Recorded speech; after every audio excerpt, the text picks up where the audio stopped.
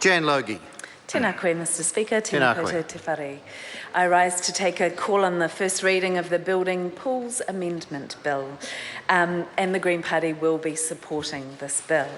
The bill repeals the Fencing of Swimming Pools Act 1987 and brings all pool fencing regulation under the Building Act of 2004, as well as making some substantive changes to the existing rules.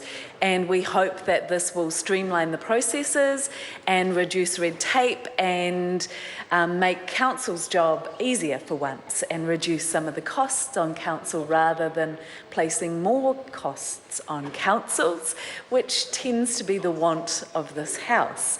So specifically under this bill, hot spa pools and hot tubs, and approximately there are about 100,000 of those in New Zealand apparently, who knew, will no longer need to be fenced in the same way that pools are.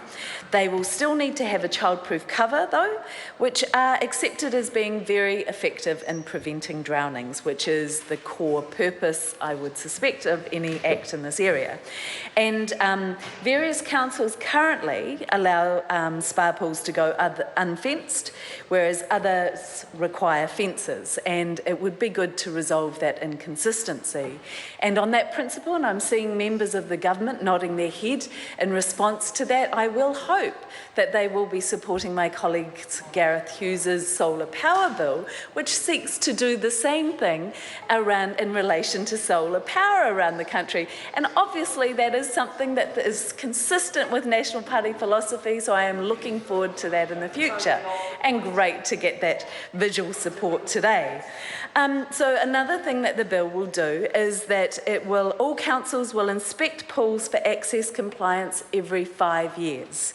Currently, again, it's a mixed bag, something that we want to change, with some councils inspecting every 3 years and others less frequently.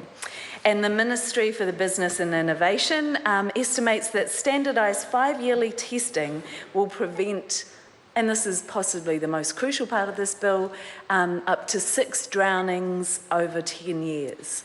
And that, obviously, is something we would all want to support, I am sure. And another aspect of the bill is that all retailers and manufacturers of spas, hot tubs and portable pools will be required to inform buyers about their fencing obligations under the Act, so that when you buy a spa pool, you put it out there that they tell you what kind of cover you need. It seems pretty straightforward and sensible policy making. And that the prosecutions for not fencing a pool adequately will only occur in the most serious cases, and otherwise infringement notices and fines will be the most common punishment, and would hopefully and surely ensure the same result of behaviour change. And the Act will not apply for pools with less than 400 millimetres of water. Those types of pools, such as paddling or portable pools, are seen to be easy to empty, so will be empty for long periods of time, and so therefore should not require a fence or a designated cover. Again, it seems pretty sensible and clear-cut, and something we're happy to support.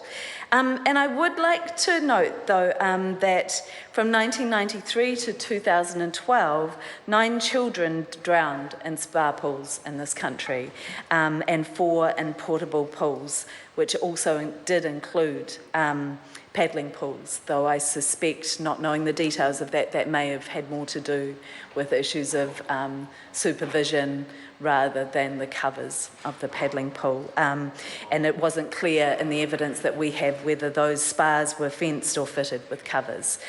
So we're supporting this bill to select committee stages, and are looking forward to hearing from Water Safety New Zealand and other experts in the area on what the real world implications of this bill might be.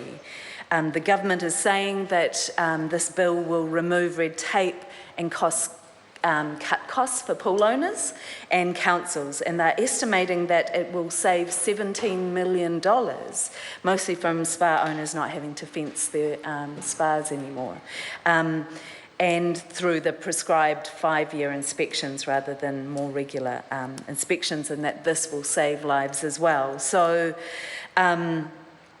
I guess the Select Committee will test those assertions, and we look forward to that discussion. Anything to reduce red tape for city councils and homeowners with a goal of improving safety is something the Greens are very happy to support. I call Ron Mack. Thank you, Mr. Speaker. I rise